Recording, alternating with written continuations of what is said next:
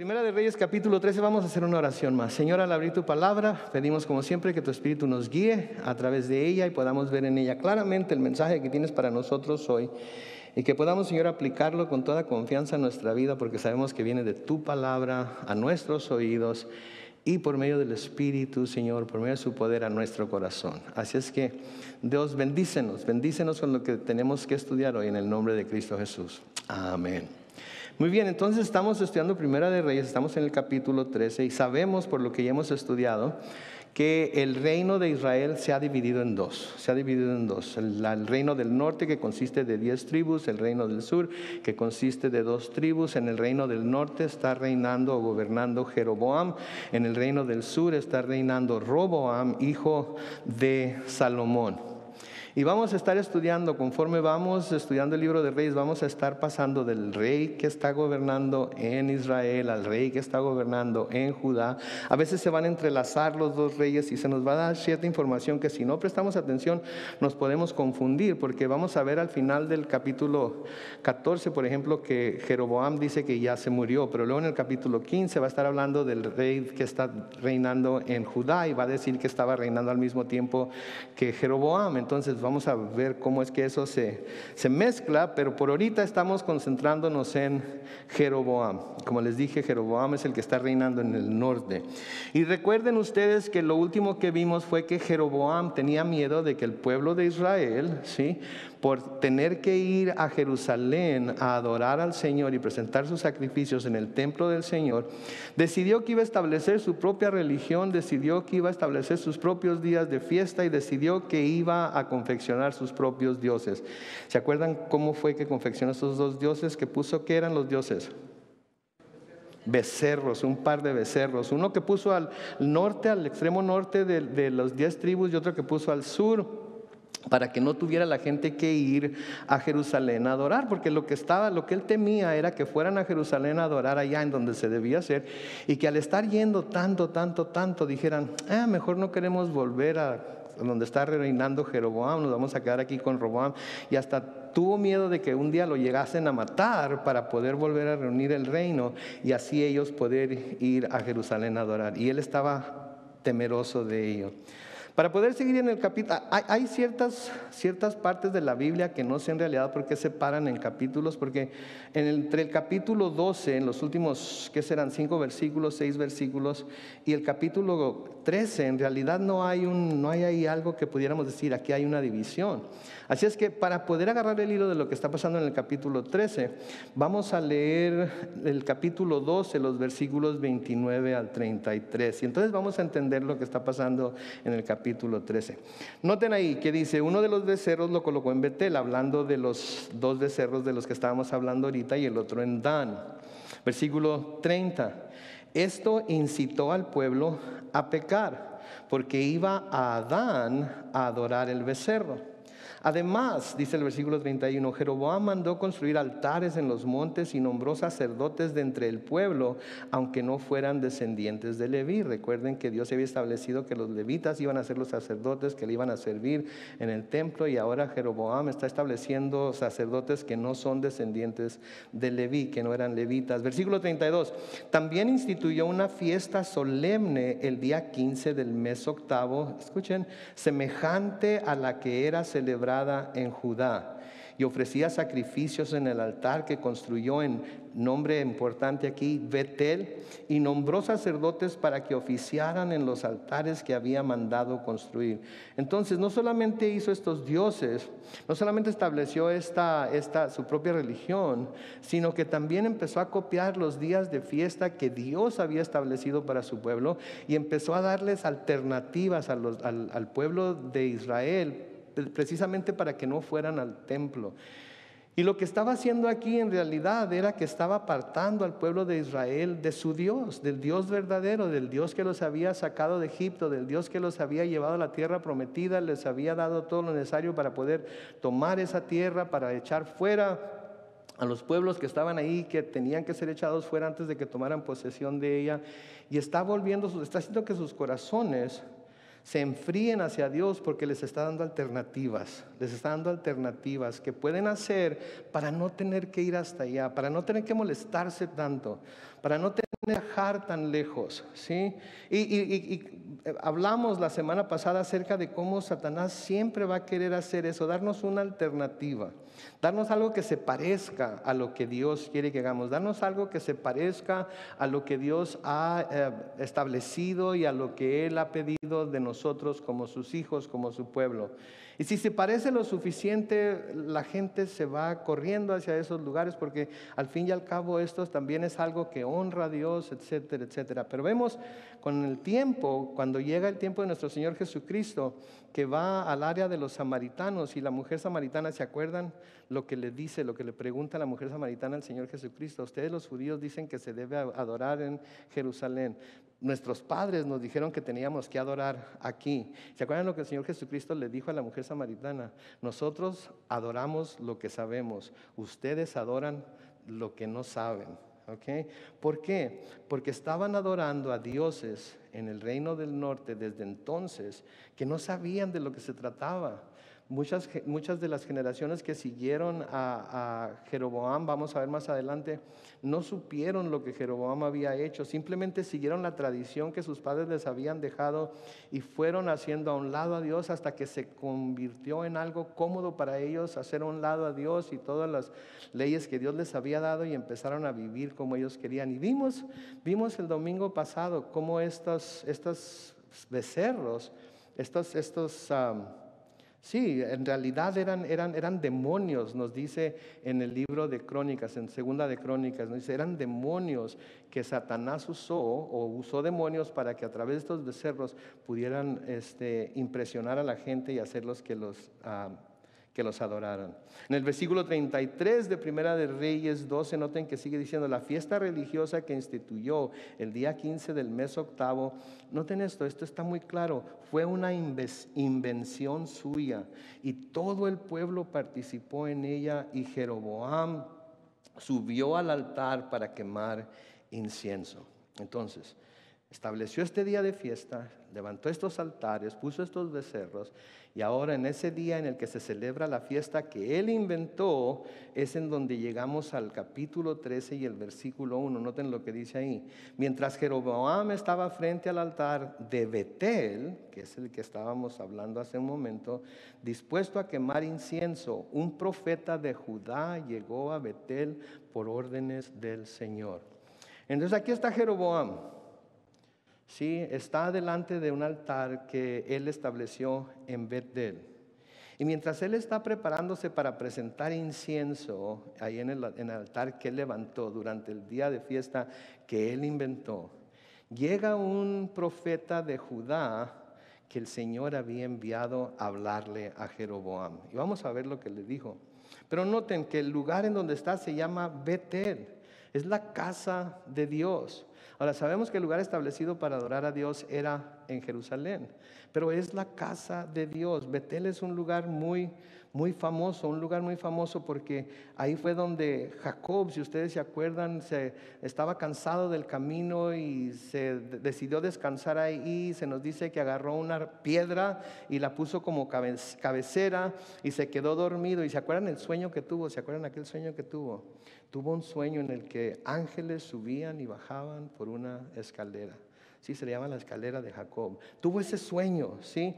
Y en Génesis 28, comenzando con el versículo 16, Génesis 28, comenzando con el versículo 16, noten que dice que cuando Jacob despertó de su sueño, dijo, realmente el Señor está en este lugar y yo no lo sabía. Sintió miedo y dijo, qué terrible es este lugar. No es otra cosa que la casa de Dios y la puerta al cielo.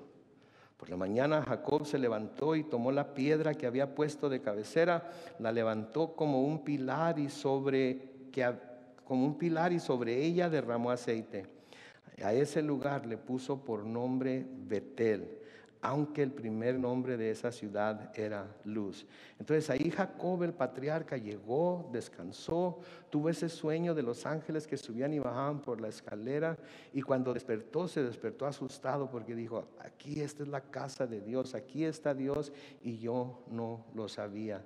Y aquí en el lugar conocido como la casa de Dios, Jeroboam el rey de Israel se está disponiendo a quemar incienso durante la fiesta que él mismo había inventado delante de un Dios que él había hecho con el propósito de que el pueblo no fuera a adorar al Dios verdadero en Jerusalén.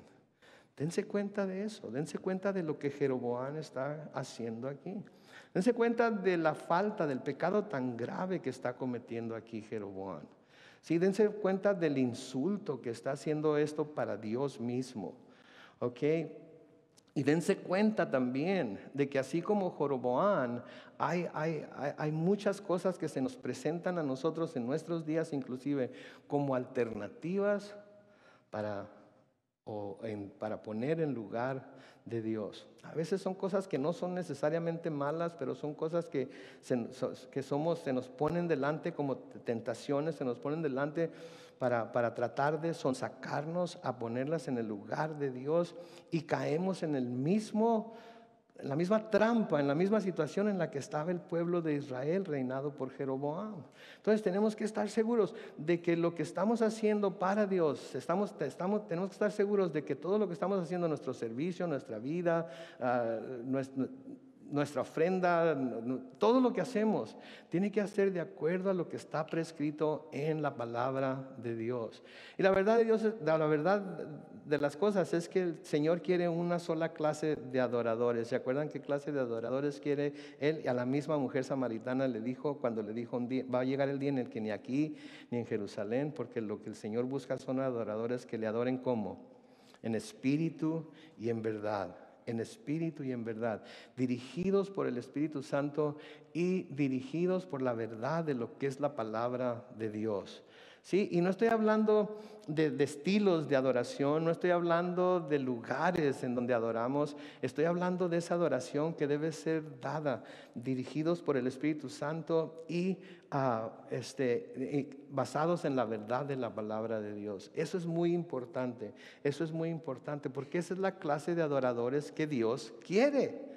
Y si no somos esa clase de adoradores, entonces obviamente por lo que mismo Jesucristo dijo, no somos aceptables delante de Dios y nuestra adoración no es aceptable delante de Dios. Entonces tiene que ser en espíritu y en verdad. Y aquí está Jeroboam, de nuevo preparándose para quemar incienso durante esta fiesta que él mismo había inventado delante de un Dios que él mismo había hecho con el propósito de apartar al pueblo del Dios verdadero. Entonces viene este profeta, viene este hombre de Dios, ¿sí? Que el Señor ha enviado a Jeroboam al reino del norte. Y noten lo que pasa en el versículo 2. Y comenzó a hablar en contra del altar. Dijo, altar, altar, así ha dicho el Señor, la dinastía de David va a tener un descendiente, se llamará Josías, y él sacrificará sobre ti a los sacerdotes que sobre ti queman incienso. En lugar de incienso sobre ti se quemará huesos humanos. Escuchen la profecía que dijo este hombre de Dios. Palabras bastante duras, creo yo, ¿sí? Pero tenemos que notar algo aquí, tenemos que notar algo muy importante. Lo primero que debemos notar aquí es que el hombre de Dios comienza a hablar en contra de ¿qué? Dice ahí, en contra del altar. Comienza a hablar en contra del altar. Noten que no comienza a hablar en contra de Jeroboam. Yo esperaría que hablara en contra de Jeroboam, que dijera Jeroboam, Jeroboam, ¿qué has hecho? Sí, por esta cosa que has hecho vas a estar condenado para toda la eternidad o algo semejante, pero habla en contra del altar, no comienza a hablar en contra de Jeroboam, ni siquiera contra el becerro que se había puesto como Dios ahí, sino contra el altar. ¿Por qué? Porque el altar es un lugar sagrado para Dios. El altar es un lugar sagrado para Dios. Es donde el sacrificio se presentaba, es donde los holocaustos se presentaban. Todo lo que era un símbolo, lo que era una imagen de lo que un día iba a ser nuestro Señor Jesucristo cuando viniera y fuera crucificado, sacrificado por nosotros, su sangre derramada para nuestra redención. Pero ¿por qué? Hay otra razón por la que yo creo que era esto, que el Señor no habla palabras duras contra el nombre de Jeroboam, sino contra el altar. Y yo creo que es porque Dios, en su bondad y en su gracia y en su compasión, le estaba dando a Jeroboam la oportunidad de pensar en lo que estaba haciendo y de que recapacitara, de que se diera cuenta que lo que estaba haciendo no era lo correcto, de que se diera cuenta de que estaba yendo completamente en contra de lo que la palabra de Dios decía, de lo que Dios mismo había dicho a su pueblo. ¿Sí? Así es Dios, ¿no es cierto? Así es Dios. Dios no quiere que nadie se pierda, sino que todos vengan al conocimiento de la verdad y se salven.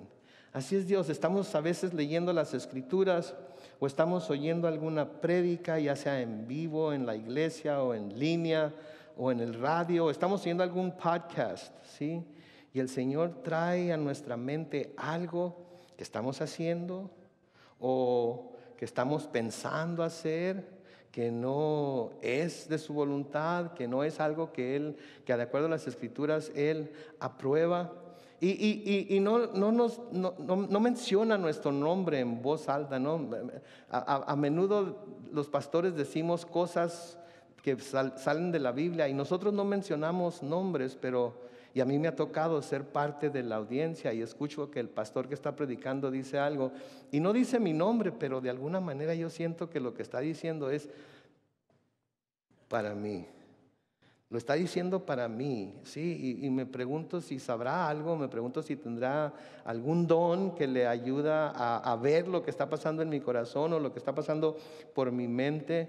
Y tengo que reconocer que es la voz de Dios que me está hablando a mí. Sí, que me está hablando a mí acerca de algo que estoy haciendo, de algo que estoy pensando hacer, o algo que no estoy haciendo. Sí, que hace tiempo que el Señor me dijo que debería hacer, pero no lo he hecho. ¿Sí? No hace falta que se mencione mi nombre, no hace falta que se diga el nombre. Digo, ¿cómo nos sentiríamos, por ejemplo, cómo se sentirían ustedes si yo estoy acá arriba y digo, y esto, hermano, es para usted, o hermana fulana de tal, es para usted? ¿Cómo nos sentiríamos? ¿Cómo creen que está difícil, no? Pero por eso el Señor a los pastores no nos da el nombre de las personas, yo creo. Nada más nos trae a la mente lo que está pasando y a través de su palabra son cosas que podemos aplicar a todas nuestras vidas y cada quien recibe lo que el Señor está tratando de decirnos a cada uno de nosotros. ¿Sí? Entonces Dios está dándole esa oportunidad a Jeroboam de que se arrepienta, de que recapacite, de que vea lo serio del pecado que está cometiendo. Y desafortunadamente, como vamos a ver más adelante, Jeroboam, en lugar de reconocer su error, se indigna por el mensaje que este hombre de Dios le está dando. Y ¿qué serían? Unos 340, 360 años después, lo que Dios dice que va a pasar, pasa y se cumple. Si miran ahí en su Biblia, unas cuantas páginas hacia la derecha, en Segunda de Reyes, en el capítulo 23, Segunda de Reyes, capítulo 23, en los versículos 15 y 16, noten lo que dice ahí. Segunda de Reyes 23, versículos 15 y 16. Josías, que va a ser otro rey del que vamos a estudiar más adelante, destruyó también el altar que estaba en Betel y el altar del monte que había construido Jeroboam, hijo de Nabat, que hizo pecar a Israel. Destruyó aquel altar y le prendió fuego hasta reducirlo a cenizas. Y le prendió fuego también a la imagen de Ásera. Versículo 16, ya volvía Josías como vio los sepulcros que estaban ahí en el monte, y entonces mandó sacar los huesos de los sepulcros para profanarlo, y para profanarlo ordenó que los quemaran sobre el altar, y así se cumplió la palabra del Señor que el varón de Dios había anunciado en su profecía. Entonces Jeroboam nunca se arrepintió. Jeroboam nunca cambió su actitud. Jeroboam nunca reconoció que lo que había hecho era una gran ofensa para Dios. Nunca pidió perdón, nunca reconoció su pecado. Y lo que el Señor dijo que iba a hacer o que iba a pasar, se cumplió. Aun cuando fueron 360 años después. Aun cuando fueron 360 años después. Y el hecho de que se haya tardado tanto tiempo en que se cumpliera esta profecía, ¿de qué nos habla? De la paciencia de Dios. De la paciencia. Dios es un Dios paciente. Dios es un Dios paciente. Dios es un Dios que espera hasta el último momento, hasta que ya no se le deja más recurso que el disciplinarnos. ¿Sí? Porque no me gusta llamarlo castigo, pero sí nos disciplina, porque Dios al que ama, ¿qué hace? Lo disciplina. ¿Sí? Para corregir nuestro camino, porque no quiere que sigamos por ese camino por el que vamos, porque sabe a dónde nos va a llevar, sabe las consecuencias que vamos a tener que sufrir por seguir ese camino.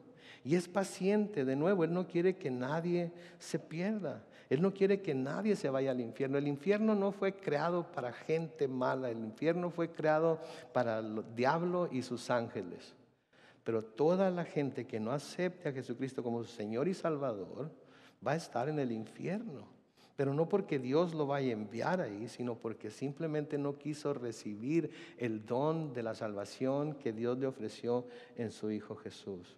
Noten el versículo 3, dice: ese mismo día el profeta dijo, como señal de que el Señor ha hablado, el altar se hará pedazos y las cenizas que hay en él serán esparcidas.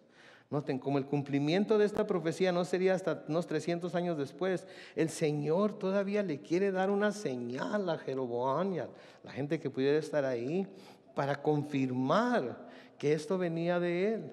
Y dice a través de este hombre de Dios, les dice, como señal de que el Señor ha hablado, el altar se hará pedazos y las cenizas que hay en él serán esparcidas. En otras palabras, ahí está el altar, está haciendo todo lo que se está haciendo, se está llevando a cabo el día de la fiesta y todo lo que eso tenía que hacer, y por sí solo el altar se iba a caer en pedazos y las cenizas iban a ser esparcidas. Ahora, ¿cómo pensarían ustedes? Bueno, no sé, porque no parece ser que Jeroboam tuviera ningún temor de Dios, ¿no es cierto? No parece ser que le importara mucho, ¿verdad? Pero noten la reacción de Jeroboam a lo que este hombre de Dios dijo. Cuando el rey Jeroboam escuchó las palabras de aquel varón de Dios que pronunció en contra del altar de Betel, lleno de ira extendió el brazo y ordenó: deténganlo. Pero el brazo que había extendido se le secó y ya no lo pudo doblar. Y en efecto, el altar se hizo pedazos y las cenizas se esparcieron, con lo que se cumplió la señal que el varón de Dios había anunciado por órdenes del Señor. Entonces este varón de Dios va y le da el mensaje a Jeroboam, le dice lo que va a suceder, tanto en el futuro como inmediatamente ahí. Y Jeroboam no le gusta lo que se le está diciendo y extiende el brazo, me lo imagino así como el rey lo haría, ¿no? Deténganlo, métanlo a la cárcel. Pero cuando extendió el brazo se le quedó tieso y se le secó en esa posición.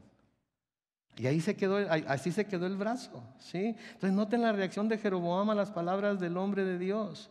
En lugar de tomar estas palabras como un llamado al arrepentimiento, a volverse a Dios, ¿qué hace? Su primera reacción es enojarse por lo que se le está diciendo, arrestar al hombre de Dios, buscar la forma de callarlo, porque lo que está diciendo no estaba de acuerdo con lo que él estaba haciendo, ¿sí? A menudo así es como reacciona la gente. Yo sé que yo así reaccionaba cuando yo no había venido a los caminos del Señor, y cuando escuchaba que alguien decía algo que no me gustaba, que yo sabía que estaba dirigido a mí, yo así reaccionaba, yo sí me enchilaba, yo sí me enojaba, ¿verdad? ¿Y este quién es? Digo, nunca le fui a decir a ningún pastor: ¿y tú qué traes conmigo? Nunca, ¿verdad? Me imagino que la forma en la que sucedía era la misma forma que sucede en tantas iglesias, tantas veces cuando alguien recibe un mensaje del Señor, la gente se levanta, se sale bien enojada y ya nunca voy a volver a venir a esta iglesia porque pura condenación, puro infierno, puro pecado, puro castigo, ya no voy a venir a este lugar. ¿verdad? Salen enchilados, se van enojados, ¿sí? Y me acuerdo una vez, que no me acuerdo que estaba predicando, pero una vez, después de un servicio, una persona que estaba ahí, un caballero que estaba ahí, me acuerdo que viene después del servicio y me dice: oiga, pastor, ¿mi esposa ha estado platicando con usted o qué? Yo no sé ni siquiera quién es su esposa, oiga, pero no he estado que yo sepa, no he estado platicando con ella, porque todo lo que acaba de decir son cosas que nosotros estamos pasando, y no sé por qué anda viniendo a hablar de lo que está pasando con nosotros, con otras personas. Pues ¿saben qué? No soy yo, es Dios el que está hablándole a su corazón, y debería de prestar atención en lugar de enchilarse tanto. No, entonces, y eso es algo que debemos nosotros también de tomar en cuenta aquí. Porque a veces se van a decir cosas de acá de enfrente que no nos van a caer bien. Algunas veces van a ser doctrinales porque no estamos bien instruidos en lo que es la palabra de Dios, y vamos a creer que doctrinalmente el pastor está equivocado. A veces vamos a creer, porque se apegan tanto a lo que estamos pasando nosotros en nuestra vida y a lo que está sucediendo en ese momento de nuestra vida, que pensamos que el pastor de alguna manera está hablando en contra de nosotros. Pero nunca debemos tener esta reacción que Jeroboam tuvo a las palabras de este hombre de Dios, que lo único que estaba haciendo era obedecer lo que Dios le había dicho que le dijera. Sí, y de nuevo, Dios lo estaba haciendo, creo yo, con el propósito de que Jeroboam se arrepintiera, de que Jeroboam se volviera a Dios, se diera cuenta de lo que estaba haciendo. Sí, pero no fue así. Su primera reacción fue enojarse, tratar de arrestar al hombre de Dios, callarlo, porque lo que estaba diciendo no estaba de acuerdo con lo que él estaba haciendo. Saben que la palabra de Dios nos dice que este es el caso, siempre. Cuando ¿se acuerdan de Juan el Bautista? Cuando venía predicando y estaba en los montes bautizando allá en el río Jordán y predicando, llegaban los fariseos y les dijo, ¿cómo les decía? ¿Quién les ha dicho que vengan y se bauticen? ¿Quién les llamaba víboras y les decía todo ese tipo de cosas? Muestren frutos de arrepentimiento, les decía.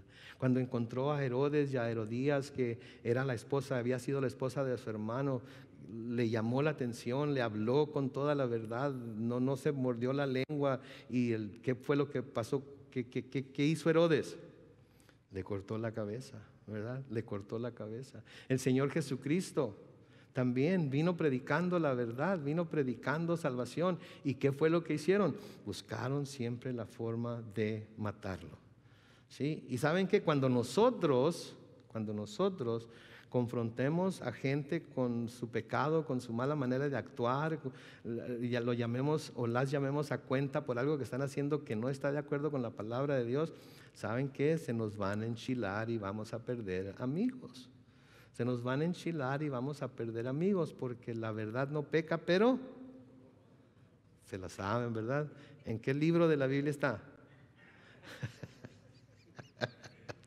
No está, es igual que aquel que ayúdate que yo te ayudaré, no está, ¿verdad?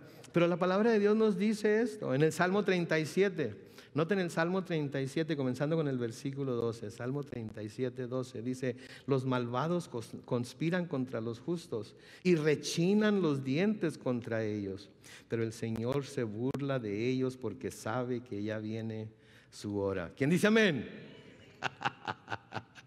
Tenemos que tener mucho cuidado, mis hermanos, porque si bien esto nos llena así como que bueno, porque tarde o temprano les van a dar su merecido, tenemos que tener mucho cuidado, porque solo por la gracia de Dios a nosotros no se nos alcanzó a dar nuestro merecido, ¿no es cierto? Porque nosotros también de vez en cuando, digo, yo no sé ustedes, pero yo sí hice mi esfuerzo por perseguir a gente que me quería hablar de la verdad y decir la verdad. No debemos alegrarnos entonces por esto. Lo que debemos hacer es orar por ellos para que recapaciten, se arrepientan y sean salvos. Amén. Porque eso fue lo que pasó con nosotros, ¿verdad? El Señor tuvo paciencia con nosotros, nos dio tiempo de que nos arrepintiéramos y de que viniéramos a Él, y nos salvó y nos ha prometido vida eterna en el cielo. Amén. ¿Se acuerdan también, se acuerdan de un hombre llamado Esteban en el Nuevo Testamento? ¿Se acuerdan que fue el primer mártir de la iglesia porque estaba predicándole estaba predicando en Jerusalén y les habló a los judíos y les leyó básicamente toda su historia, les dijo toda su historia, ¿sí? Y les estaba hablando de todo lo que habían hecho, todo lo que había sucedido y cómo habían sido desobedientes, etcétera, etcétera. Y en Hechos capítulo 7, comenzando con el versículo 51, Hechos capítulo 7, comenzando con el versículo 51, noten lo que les dice: pero ustedes son duros de cabeza, de corazón y de oídos. Siempre se oponen al Espíritu Santo. Son iguales que sus padres. Versículo 52. ¿A qué profeta no persiguieron? Mataron a los que antes habían anunciado la venida del justo, hablando de Jesús, el mismo que a quienes ustedes entregaron y mataron. Versículo 53. Ustedes que recibieron la ley por medio de los ángeles no le obedecieron. Versículo 54, noten, cuando ellos oyeron a Esteban decir esto, ¿qué hicieron? Se enfurecieron tanto que hasta les rechinaban los dientes. Les estaba diciendo la verdad, toda la verdad y nada más que la verdad. ¿Y cómo reaccionaron? Enojándose, rechinándole los dientes a Esteban por lo que les estaba diciendo. Rechinándole los dientes a Esteban por lo que les estaba diciendo. Sí.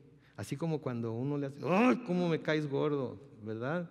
Sí, así estaban reaccionando a lo que Esteban les estaba diciendo. Y luego en Hechos capítulo 7 y el versículo 59, noten, se lo llevaron para afuera a apedrearlo. Y luego noten lo que dicen Hechos 7, 59 y 60. Y mientras lo apedreaban, Esteban rogaba: Señor Jesús, recibe mi espíritu. Y luego cayó de rodillas y clamó con fuerte voz: Señor, no les tomes en cuenta este pecado. Y dicho esto, murió. Entonces los regaña, por así decirlo, los hace confrontar, los confronta con la verdad, les dice que ellos entregaron a Jesucristo, que por ellos fue que murió. ¿Sí? Y ellos se enojan contra Esteban, le rechinan los dientes, lo arrastran y lo sacan de la ciudad, lo apedrean, ¿sí? Y mientras lo están apedreando, Esteban está rogándole al Señor porque sabe que va a morir, que reciba su espíritu, seguro de dónde iba a ir porque Cristo lo había salvado. Y cae de rodillas e igual que Jesucristo, ¿qué hace? Intercede por ellos. Y les dice, le pide al Señor: no les tomes a cuenta lo que están haciendo. Y murió. Sí, eso es ser como Cristo en realidad, ¿no creen ustedes? Eso es ser como Cristo, el estar sufriendo, el estar siendo martirizado injustamente, solamente por decir la verdad, y de todas maneras interceder por el que te está haciendo daño. Pregunta: ¿cómo reaccionamos nosotros cuando Dios hace llegar su palabra a nuestros oídos o nos llama la atención por medio de alguien o algo que nos hace ver claramente que deberíamos cambiar nuestra actitud o comportamiento? ¿Cómo reaccionamos a ello? ¿Cómo reaccionamos a ello? Porque podemos reaccionar como Jeroboam, ¿no es cierto? Podemos reaccionar como Jeroboam y quizás nos sintamos justificados en reaccionar como Jeroboam. ¿Y quién te crees que eres? Porque vienes desde Judá hasta acá, hasta Betel, y vienes a regañarnos, vienes a regañarme, vienes a decirme que lo que va a pasar, vienes a decirme que este altar va a ser derribado, vienes, ¿qué? Tú ni vela tienes en el entierro, devuélvete ya a Judá, o peor, buscar echarlo en la cárcel. ¿Sí? ¿Es así como vamos a reaccionar? ¿Así como reaccionamos a la palabra de Dios? Pero es que mi situación es diferente. O es que Él no entiende lo que está pasando en mi vida. No, si es la palabra de Dios la que nos está redarguyendo, si es la palabra de Dios la que está hablando a nuestro corazón, si es la palabra de Dios la que estamos sintiendo que nos está haciendo sentir convicción, deberíamos de prestar atención a lo que la palabra de Dios nos está diciendo. ¿Sí? Porque podemos estar equivocados en cuanto a lo que nosotros pensamos que está sucediendo. Y Dios está tratando de corregirnos, pero si no prestamos atención a lo que la palabra de Dios nos está diciendo, vamos a permanecer en nuestro error, vamos a permanecer en nuestro pecado y vamos a sufrir las consecuencias de lo que estamos haciendo. Pero hay otra forma de reaccionar también. Y el mejor ejemplo que tenemos de esto es, de hecho, la forma en la que reaccionó David cuando el hombre de Dios, Natán, le llevó palabra de Dios acerca del pecado que había cometido con Betsabé contra Urías. ¿Se acuerdan? Lo estudiamos hace algunos meses en los libros de Samuel. ¿Sí? Y si tenemos esa reacción que David tuvo, así como David fue perdonado, nosotros también seremos perdonados por ello. ¿Sí? Busquen en su Biblia unas páginas a la izquierda en Segunda de Samuel, segundo libro de Samuel en el capítulo 12. Segundo libro de Samuel en el capítulo 12. ¿Sí? Cuando Natán va y le llama la atención a David por lo que ha hecho y lo confronta con su pecado. Sí, en 2 de Samuel 12, en el versículo 13, 12, 13, dice que David le respondió a Natán: reconozco que he pecado contra el Señor. Y Natán le dijo: el Señor ha perdonado tu pecado y no vas a morir. ¿Sí? Entonces, cuando Natán va y confronta a David con el pecado que había cometido con Betsabé y en contra de Urías, y David inmediatamente reconoce que ha pecado contra el Señor, inmediatamente Natán le dice: el Señor ha perdonado tu pecado y no vas a morir. Entonces, en lugar de enojarnos, en lugar de reaccionar como Jeroboam, lo que debemos hacer es reconocer nuestro pecado. Y la palabra de Dios nos dice, en 1 de Juan 2:9, ¿qué nos dice? Que si confesamos nuestro pecado, Él es fiel y justo para perdonarnos nuestro pecado y ¿qué? Limpiarnos de toda maldad. Entonces, si somos confrontados con nuestro pecado, ¿por qué huirle? Si sabemos que tenemos perdón en Jesús, ¿por qué huirle? ¿Para qué tratar de seguir escondiéndolo? ¿Por qué mejor no salir a la luz para que nos alumbre la luz y nuestro pecado pueda ser perdonado y nuestras manchas lavadas por la sangre de Cristo? Que no tenemos por qué temer, no tenemos por qué temer. Noten, el Salmo de David, el Salmo 103, los versículos 1 al 4, acabamos de cantar parte de él. Salmo 103, versículos 1 al 4 dice: bendice alma mía al Señor, bendiga todo mi ser su santo nombre. Bendice alma mía al Señor y no olvides ninguna de sus bendiciones. El Señor, ¿qué hace? Perdona tus maldades y sana todas tus dolencias. El Señor te rescata de la muerte y te colma de favores y de su misericordia. ¿Sí? Te colma de favores y de su misericordia. ¿Qué quiere decir te colma? Te llena, te da abundantemente de su misericordia. Cuando nos llama a cuentas, mis hermanos, no es para juzgarnos, es para no tener que juzgarnos. No es para castigarnos, es para no tener que castigarnos.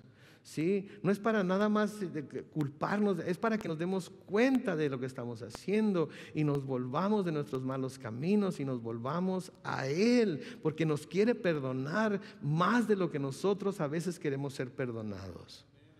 Nos quiere perdonar más de lo que nosotros pensamos que necesitamos ser perdonados. Él sabe cuáles son las consecuencias de nuestro pecado. Él sabe cuáles son las consecuencias si seguimos en el camino que vamos. Y Él quiere evitarnos.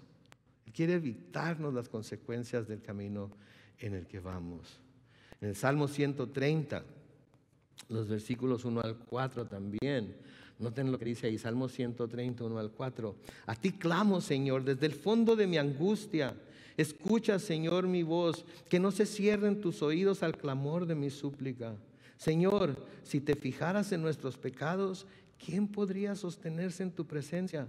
Pero en ti hallamos ¿qué? Perdón para que seas reverenciado.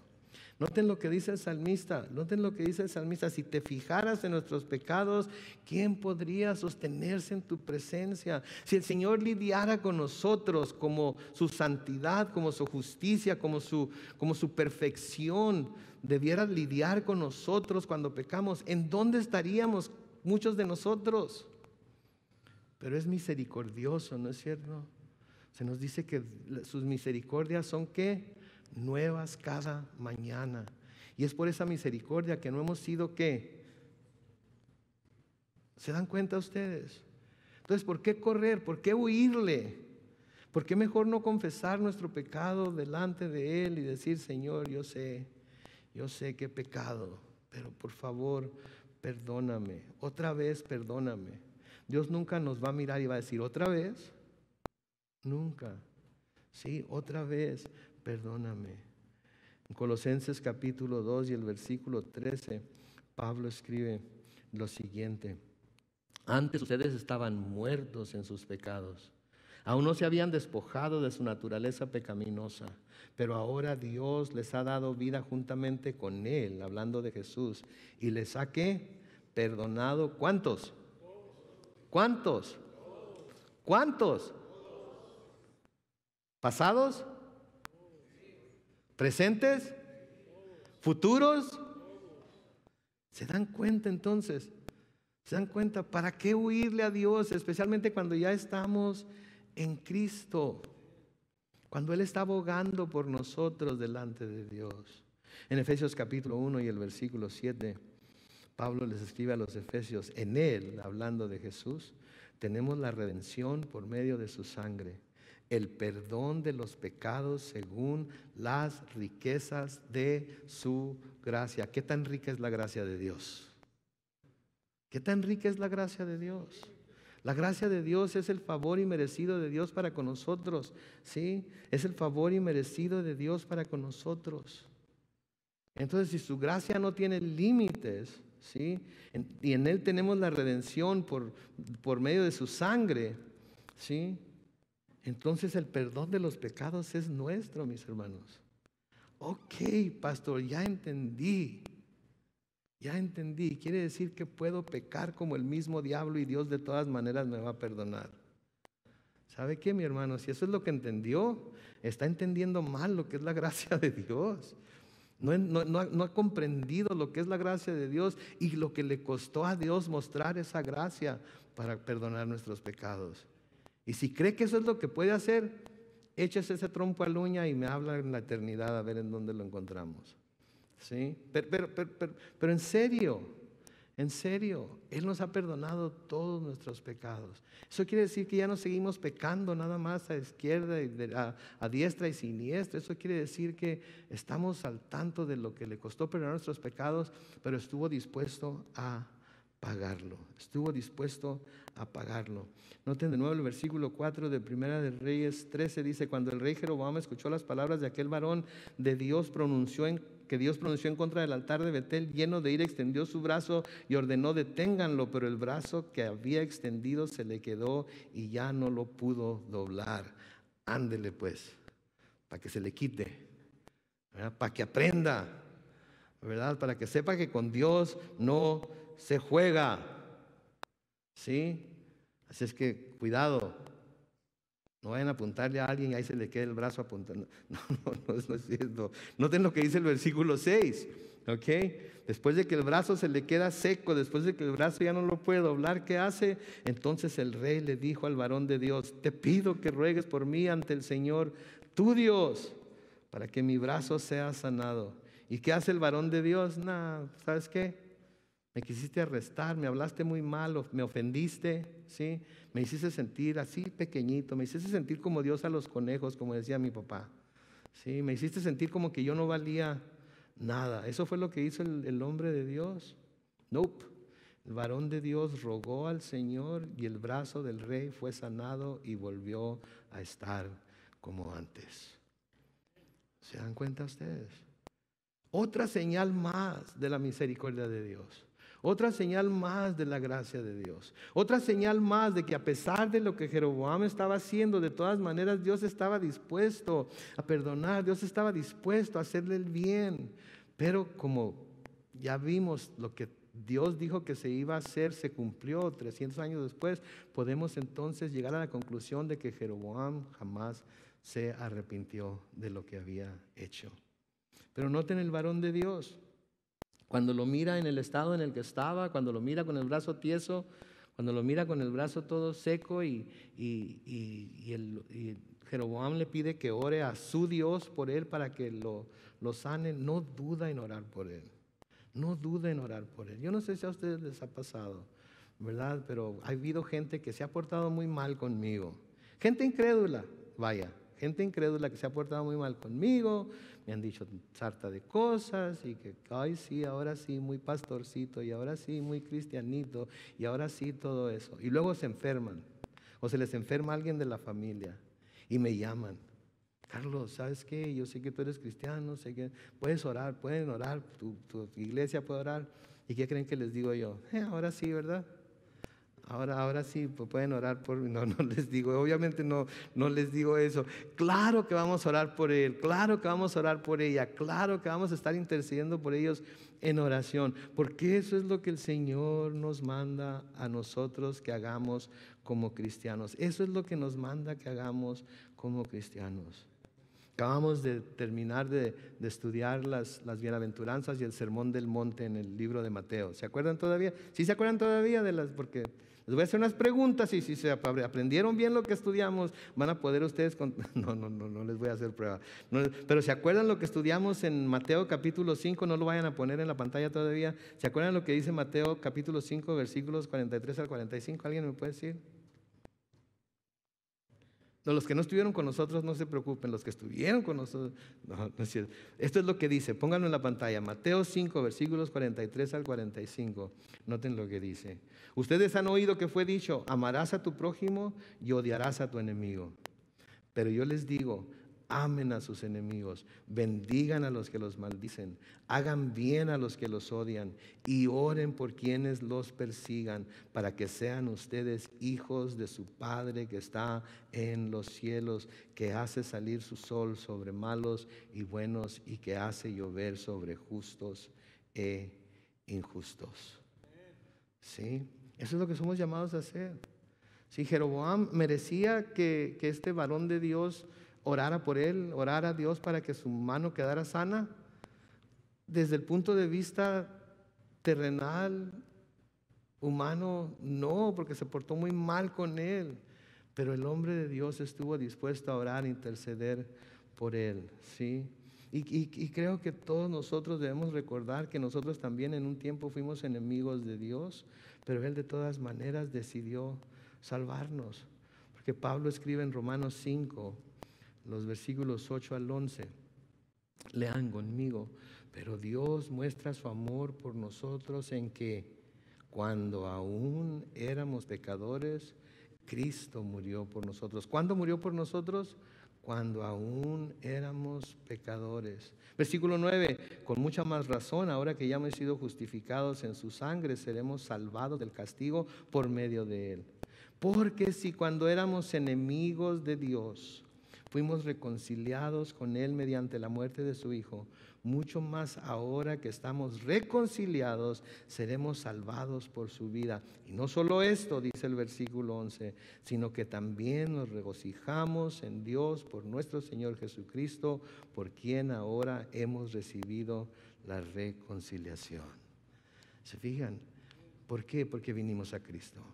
Y sí hay gente que nos trata mal, y sí hay gente que nos habla mal, y sí hay gente que nos desea mal, y sí hay gente que quizás nosotros pensemos que no merecen que oremos por ellos, pero son gente por las que Jesucristo también derramó su sangre. Son gentes por las que Jesucristo también entregó su vida. Y son gentes que nosotros tenemos que ver a través del lente de los ojos de Jesús y no a través de nuestro lente acusador lleno de juicio a veces. Porque así como nosotros necesitamos ser redimidos por el Señor, así ellos necesitan ser redimidos. Y si Dios nos puede usar a nosotros para llevarles el mensaje que finalmente los va a alcanzar, gloria a Dios. Amén. Vamos a orar. Padre Celestial, Te pedimos, Señor, en esta noche que nos des este mismo corazón de este hombre que tú enviaste a Jeroboam, Señor. Un hombre que ni siquiera tenemos su nombre. No sabemos cómo se llama, no sabemos exactamente de dónde vino, sabemos que es de Judá, pero no sabemos, oh Dios, de dónde fue que tú lo llamaste para que hiciera lo que lo llamaste a hacer. Sin embargo, él decidió que iba a ir a hacer lo que tú le dijiste. Decidió que iba a ser obediente.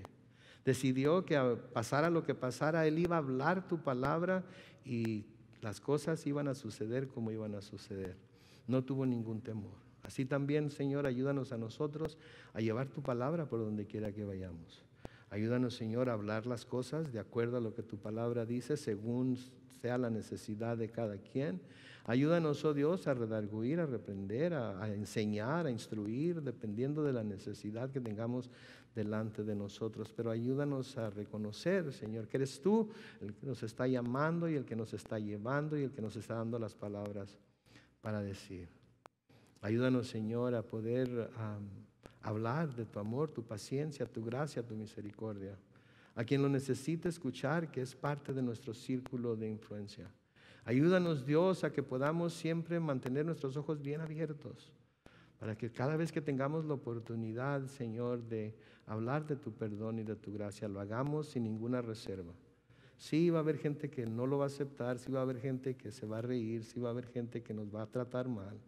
Pero como este hombre de Dios, Señor, ayúdanos a estar dispuestos inclusive a orar por ellos cuando tengan necesidades. Ayúdanos a orar por ellos cuando tengan algo por lo que están lidiando con ello, aunque no sean creyentes. Ayúdanos, Señor, a ser como este hombre de nuevo. Nadie lo conocía, nadie sabía quién era, sin embargo hizo tu perfecta voluntad. Danos ese mismo corazón. Que no necesitemos ser reconocidos, Señor, que tengamos ya bastante satisfacción en saber que tú conoces nuestro nombre, que tú, Señor, nos conoces por nombre y que nuestro nombre está escrito en el libro de la vida por tu gracia y tu misericordia. Gracias, Dios, te damos en esta noche y lo hacemos en el nombre de Cristo Jesús. Y todos decimos amén.